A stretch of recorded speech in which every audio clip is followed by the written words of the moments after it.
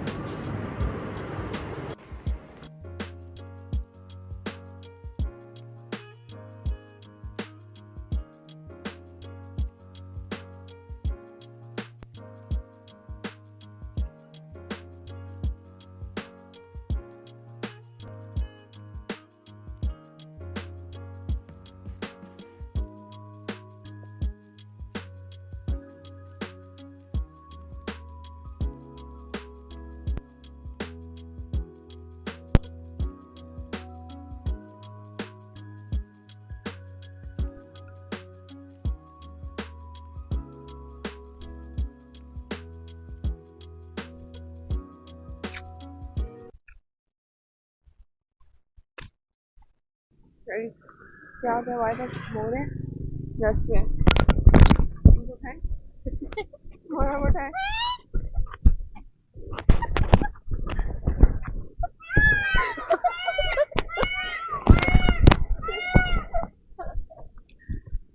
यहाँ सो रहे होते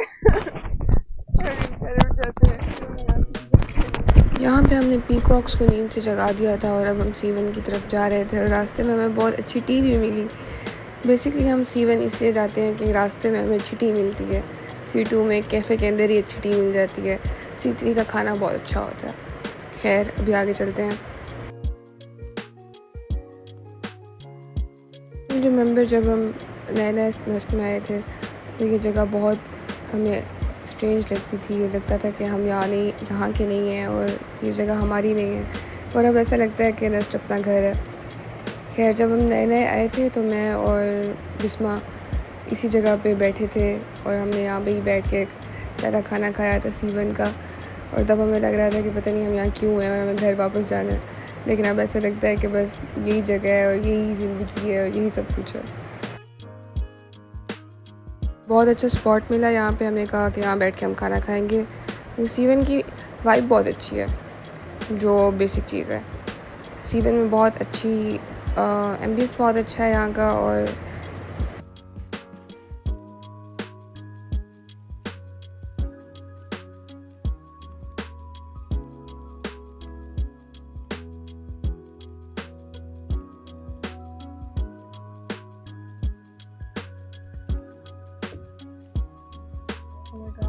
बहुत अच्छा जगह है। वो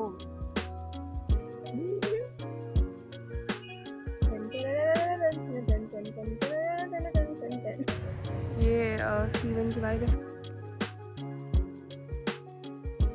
फिर हमने अपना पिज़्ज़ा लिया और फिर हम लोग अपनी एक पॉडकास्ट स्टार्ट कर दी जो अब देखेंगे।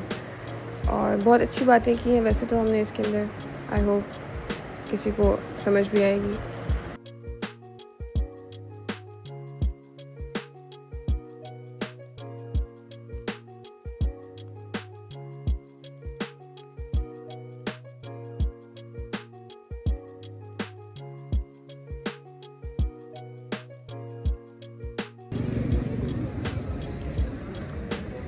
और उसके बाद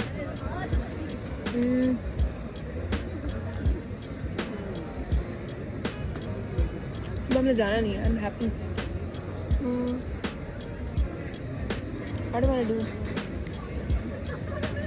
लाइफ है ना वो है बस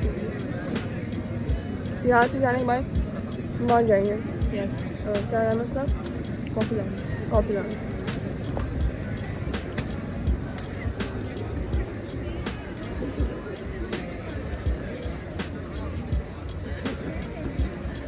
टू बी वेरी ऑनेस्ट मैं छोड़ के ना मिल दिस हर चीज़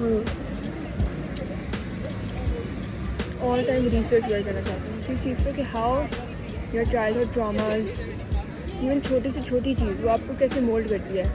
बस लोग इसको इतना सीरियस नहीं लेते कि जो वो बनते हैं ना बड़े होते जो उनकी पर्सनैलिटीज़ मोल्ड होती हैं यस। इसके पीछे लिटरली उनका बचपन की हर चीज़ उनके पेरेंट्स उनका पेरेंट के साथ का रिलेशनशिप सबसे बड़ा अगर आपने किसी इंसान को जज करना है आप जानते हैं कि वो पॉजिटिव है या नेगेटिव है, सिंपल उसके पेरेंट्स को देख लो। आप ना हमें पता नहीं होता लेकिन हमारे खुद इतने एक्शंस होते हैं जो उस चीज़ की वजह से इन्फ्लुएंस हो रहे होते हैं। आपके emotions the way you feel towards things जिस तरह आप चीज़ों से कोप करते हो ऑल द ट्रॉमास वगैरह वो उन चीज़ों से इन्फ्लुएंस हो रहे होते हैं। जिस तरह जिन चीज़ों से आप हर्ट हो रहे होते हैं जिस तरह हर्ट हो रहे होते हो बहुत मैटर करता है। बहुत ज़्यादा मैटर करता है। हम ऐसे सोचते हैं ना बड़े सिस्टमिक वे में सोच रहे हैं कि हम कोई रोबोट हैं और ऐसा हो रहा है but at the end of the यही सारी चीज़ें आपको आप बना रही होती हैं। It makes you yourself. Yes. लेकिन that's sad man the more you know about life the more sadder it gets. अब लोगों को इतना अंडरस्टैंड करना शुरू कर देते हो कि आपको बुरा इंसान में भी कोई ना कोई अच्छाई नज़र आ रही होती है कि भाई ये बुरा क्यों है। Other than the people even it's about yourself तब भी इट गेट्स सैड। आप when you know कि आपके अंदर मसला है ना जब आप अपने ट्रॉमास आप कहीं ना कहीं उस पर वर्क करते हो कहीं ना कहीं फील हो रहा होता है कि भाई this is my trauma response. वो तो फील हो रहा this is not who I am this is my trauma response. लेकिन आप देखते हो किसी और बंदे को कि उसको पता ही नहीं है कि उसका ट्रॉमा रिस्पॉन्स है आपको उसके लिए ज़्यादा सैड फील करते हो। क्या कर रही हो? ये तो रखा है नहीं मैं ये कह रही थी कि इवन अगर कोई चीज़ आपकी ट्रॉमा रिस्पॉन्स है आप पूरी ज़िंदगी वही करते आ रहे हो eight the end of the it's yourself कि वो आप ही के एक्शन है हर चीज़ वो खुद आप हो। यू कैन नॉट से कि वो तो मेरा ट्रॉमा रिस्पॉन्स था या आप अपनी सैडनेस हर चीज़ को ट्रॉमा रिस्पॉन्स की चलो आप कह दो वो तो आप बन गए हो ना। एग्जैक्टली ये तो मैं कह रही at the end of the it's you who you are वही आप बन चुके हो। नहीं जो अच्छा आप बात ठीक कह रही हो। जो मेरा पॉइंट है ना वो ये कि आप दिल से एक अच्छे इंसान हो। वो तो आप दिल से अच्छे इंसान हो लेकिन जो आपके पास ट्रॉमा से वो आपको उन्होंने मोल्ड कर दिया है इनटू ऐसे रिएक्ट करने के लिए जो आप नहीं हो जो आपको पता है कि ये गलत है लेकिन आप फिर भी वो रिएक्ट कर। जैसे हमें पता है कि बाज़-औक़ात किसी के साथ रूड हो जाना गलत है लेकिन स्टिल हम कुछ ऐसी बातों पर ट्रिगर होते हैं हम उनसे रूड हो जाते हैं वो हमारा ट्रॉमा रिस्पॉन्स होता है। क्या हो गया मैम प्लीज़। अच्छा कुछ लोगों के केसेस में ट्रू होता होगा तकरीबन ही होता होगा लेकिन मेरे केस में ये जब आप खुद को पहचानना शुरू करते हो ना you already done so many things ना उसके बाद आप देखते हो आपको समझ आती है आप मैच्योर होते हो आपको ज़िंदगी समझ आती है आपको अपना आप समझ आता है देन आप ऑलरेडी उन ट्रॉमा रिस्पॉन्स से कंट्रोल हो चुके होते हो तो आपको लगता है this is basically what I am. तो फिर ऐसे होता है ऑब्वियसली ट्रॉमा रिस्पॉन्सेज होते हैं आपके। मैं बहुत बिलीव करती हूँ कि जिस तरह आप बिहेव करते हो हर चीज़ जिस चीज़ आप हर्ट होती हो जिन चीज़ों पे आप गुस्सा करते हो वो काफ़ी पीछे आपके ट्रॉमा रिस्पॉन्सेज ही होते हैं। आपके मदर फादर के साथ जो आपका रिलेशन था उनके रिलेशन ने आपको कैसे अफेक्ट किया बचपन में आपके दोस्त कैसे थे आपने कैसा चाइल्डहुड गुजारा है आपके इर्द गिर्द के लोग आपके साथ कैसे थे आपकी फैमिली इन शॉर्ट कैसी थी आपकी पढ़ाई कैसी थी आपका स्कूल कैसे थे बहुत सारी चीज़ें होती हैं। वो ये हर चीज़ ही आपको मोल्ड कर रही होती है ना जो आपको बना रही होती हैं। लेकिन काफ़ी जैसे डैडी इशूज़ मॉमी इशूज़ इनको तो लोगों ने मजाक बना दिया ना कि हर बात पे कह देते हैं कि वो उसके मॉमी इशूज़ ट्रिगर हो गए daddy issues trigger basically trauma response है। एग्जैक्टली इतना मजाक ये तो कोई बुरा नहीं है ये क्रिमिनल है वो क्राइम क्यों कर रहा है माइंडसेट है उसके पीछे ट्रॉमा है। कुछ साइकोटिक भी होते हैं सब क्यों हो जाते हैं साइकोटिक पैदाइशी तो साइकोटिक नहीं होते ना कुछ होते भी हैं पैदाशी साइकोटिक वैसे हाँ ऐसे तो आप हर बंदे को जस्टिफाई कर हर किसी को जस्टिफाई नहीं कर सकते ना, वही तो बात है। मैं वही कह रही हूँ कि जब हम अपना ट्रॉमा रिस्पॉन्स हम देखते हैं कि मेरे अंदर ऐसे ये चीज़ ट्रॉमा रिस्पॉन्स है मेरे, मुझे कोई चीज़ बुरी लगती है या मुझे कोई बात बुरी लग जाती है तो मैं खामोश हो जाती हूँ थोड़ी देर के लिए, आइसोलेट कर लेती हूँ। ट्रॉमा रिस्पॉन्स, मुझे बात करनी चाहिए उसके बारे में, लेकिन मुझे पता है ना तो मैं आहिस्ता आहिस्ता इसको ओवरकम करूँगी बहुत ज़्यादा। क्योंकि मैंने ऐसे देखा था कि पहले मैं यही सेम करती थी, मैं बहुत करती थी 11th तक मैंने ये काम बहुत किया। मुझे दोस्तों के साथ कुछ बुरा लगा है ना, अगले मिनट आपको बिस्मानी उनके पास मिलेगी, मैं थोड़ी देर बाहर रहूँगी, वापस आऊँगी, मैं ठीक होंगी, अपनी बेस्ट फ्रेंड से बात करूँगी। फिर मैंने रियलाइज़ किया कि ऐसे ना मेरे दिल में बातें रहने शुरू हो गई थी, उसने मुझे ऐसे कहा था तो मैं ना फिर दोबारा जो मुझे कुछ कहेगी उनकी इंटेंशंस भी शायद ऐसी ना हो, लेकिन हर चीज़ को फिर एक चीज़ बना देती थी। तो उसने मुझे इस तरह कहा था, दोबारा भी तो उसने ऐसे किया था, उसको वही मतलब होगा। हालांकि ऐसा नहीं था। यू नो कि दीज पीपल लव यू ना, तो फिर उनके साथ थोड़ा लीनियंट हो जाना चाहिए आपको। फिर अगर कोई बात बुरी लगी है ना, तो मैं तो जाके अब मैंने 1 साल हुआ मैंने कहना शुरू कर दिया, अगर किसी ने मुझे कुछ कहा है ना और I am like comfortable with them and I love them and I don't want to lose them ever, तो मैंने कह देती हूँ कि ऐसे हुआ था और फिर मैंने ऐसे फील किया, तो I would love to listen to your side of the story कि आपने ऐसा क्यों कहा था।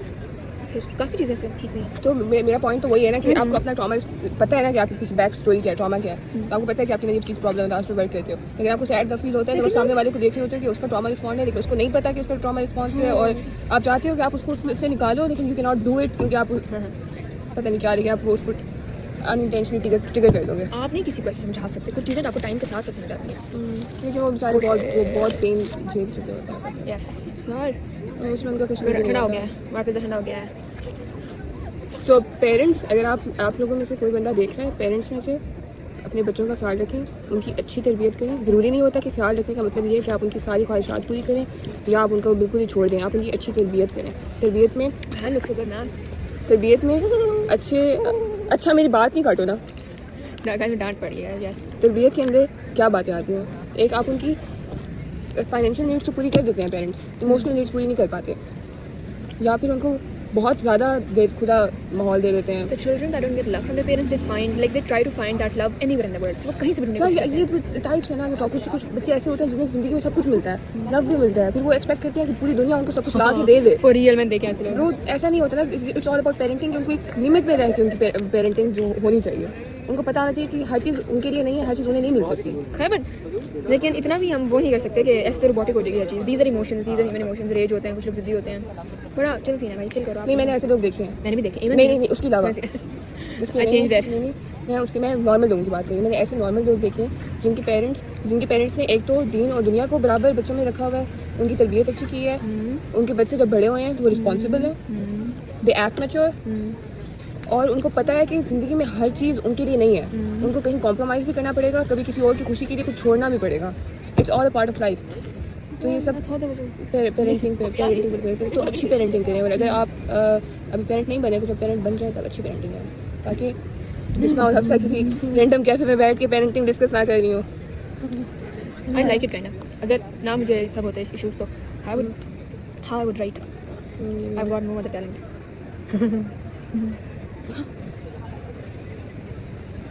वैसे अगर हम ये भी अच्छा कर सकते हैं कि हम ऐसे ही रैंडम में आए और किसी टॉपिक में बात करें, अच्छा कंटेंट बन सकता है। बस अच्छी लाइटिंग होनी चाहिए, C2 C1 की लाइटिंग होनी चाहिए। पिज्जा हमारा ठंडा हो रहा हो चुका है। जो जितने डेज कॉलेज हैं रेस्ट के, they don't get to enjoy this life, है ना? डेज कॉलेज वी डू उनकी ज़िंदगी में और बहुत एंजॉयमेंट्स हैं। कौन सी? बस क्या बताऊँ मैं। नहीं यार, हॉस्टल ज़्यादा एंजॉय करते हैं। पार्ट ऑफ लाइफ ना। रेस्ट इज होम, हमारी ये घर है। रेस्ट कहीं भी दिल करता है मुझसे चले जाते हैं, कभी भी दिल करता है, बस कर्फ्यू से पहले उठो चलो। तो आज मैंने भी सोचा कि हम ये रिकॉर्ड करते हैं, कुछ बहुत बड़ी नहीं होगी, 13 मिनट्स पॉडकास्ट ही होगी ये तो। मुझे ना मुझे जाना है वाटर पार्क जाना है। उनको वाटर पार्क जाना। कहाँ है वाटर पार्क? हमें ना एक डेज कॉलेज दोस्त चाहिए। मुझे नहीं चाहिए, सॉरी। मुझे days college, no I don't, I love you guys. I need a days college दोस्त, उसके पास गाड़ी हो जो हमें LSHS से हॉस्टल और हॉस्टल से LSHS लेके आ सके। Candidates dead bye. Okay guys, अल्लाह हाफिज़। फिर मिलते हैं आपको कॉफी लाउंज में। Bye bye.